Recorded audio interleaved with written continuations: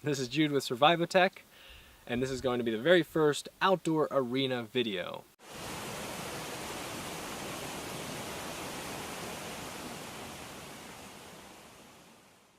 Now, if you don't already know what the outdoor arena is, I highly suggest you check out their website right there, on the bottom of the screen.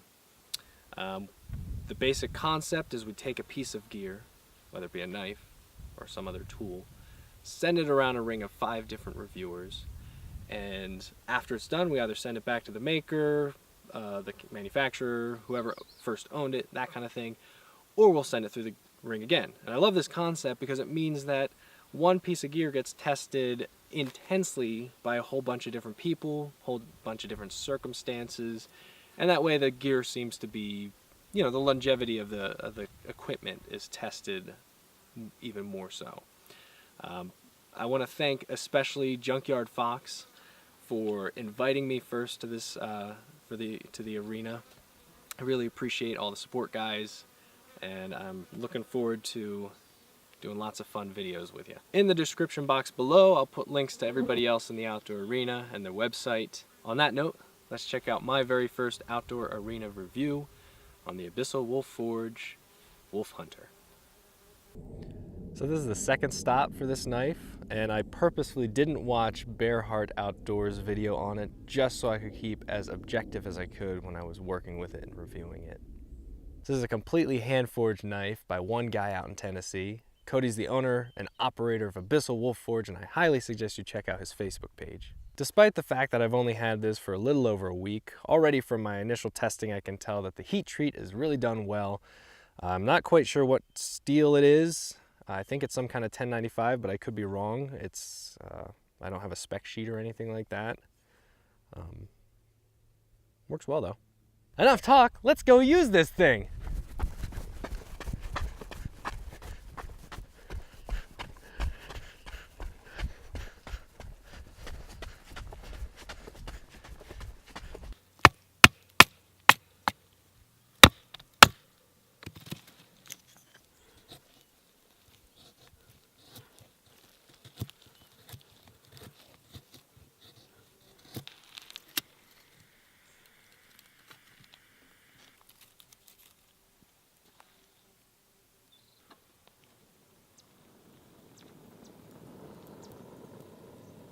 I've never worked with a convex type grind.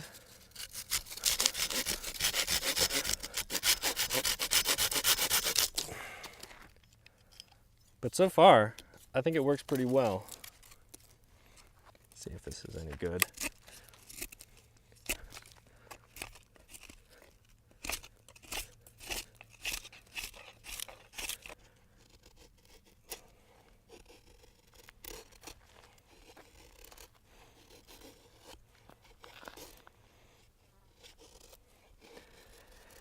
Once you find the angle, you can really get some fine feathers in there.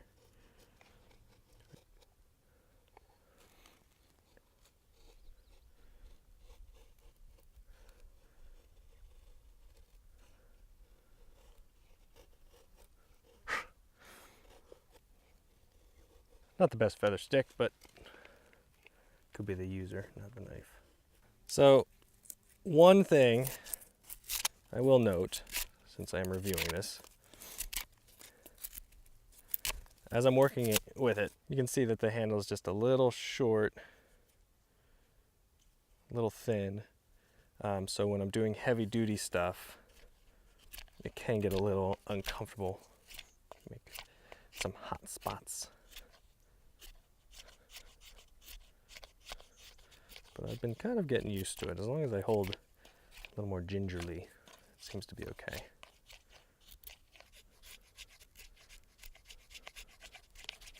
So one of the downsides to this type of grind when doing carving work is that it seems to me, I don't know if it's just the blade shape or what, but it seems like it hogs wood more than even a Scandi. So when I'm carving, like I tried carving a spoon recently with it, it just tore it apart. It was almost impossible until I really learned or really practice controlling it. It was hungry for wood.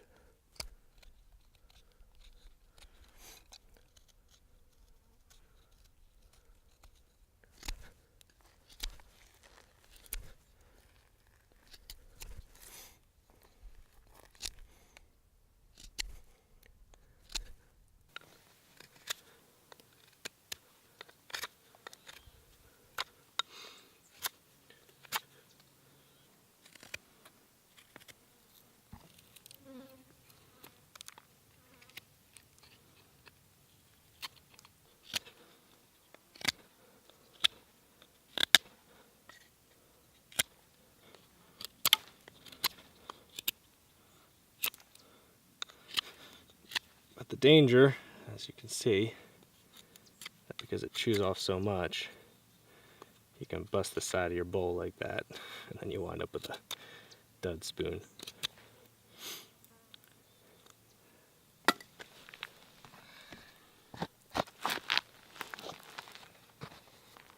Are you sure it wasn't a dud spoon before? It's review time. Now, after working with this thing almost every day this week, I've figured out my pros and cons. And we're going to start with the cons list because it's a shorter one. Number one on the cons, it does not have a sharpened spine. Okay? Its spine, in other words, its spine is not a 90-degree angle. So when I'm scraping wood, you can't really scrape wood. You can't really strike a ferro rod. But that has technically a plus side too. The plus side is that it's more comfortable carving with for a long time. So that's a negative that has a positive attached to it. The other negative we've already talked about is the handle. It's a little bit short, a little bit narrow. I still get hot spots. I mean, it's on the verge of being just right. But working with it for a while, it does start to get, my hand starts getting fatigued. The pros on this, heat treat. He's done a great job heat treating this one. I don't know if he does it in-house or sends it out, but whatever he does, it works great. Edge retention is awesome on this thing. I think the size of it is pretty ideal for just a basic camp knife. I think it's about 4 inches long. I'm gonna have to check a spec sheet or get a tape measure out, but I think it's perfect for that kind of bushcrafty stuff. Now, I'm not a hunter, and I know it's called the Wolf Hunter, so maybe as a hunting knife it'd be great, but I don't know. I think the shape of the blade, the style of it is really cool, and I put that on the pros because a cooler knife is a knife you're going to use more often, I think. And then last of all is the grind. Although I'm mainly like a Scandi saber grind guy, I really do like this convex grind. It works really well for feathering and carving if you get used to the fact that it's going to just chunk wood out on you. So that's my pros list. Those were my cons lists. It's a great knife. I definitely contact him if you're interested in picking one of these up. Thanks for watching. Make sure to check out Cody's work on his Facebook page, Abyssal Wolf Forge. He always posts recent photos of his work there. If you're interested in this knife and following it through the outdoor arena, make sure to check out the website. And that way you can follow along as it travels through different YouTubers. I want to thank you guys again for inviting me to the group. It's been lots of fun so far. Make sure to check the description box below for all of the links to all of the sites and social media and all that good stuff. Thanks for your support, for your comments, and we'll see you next time.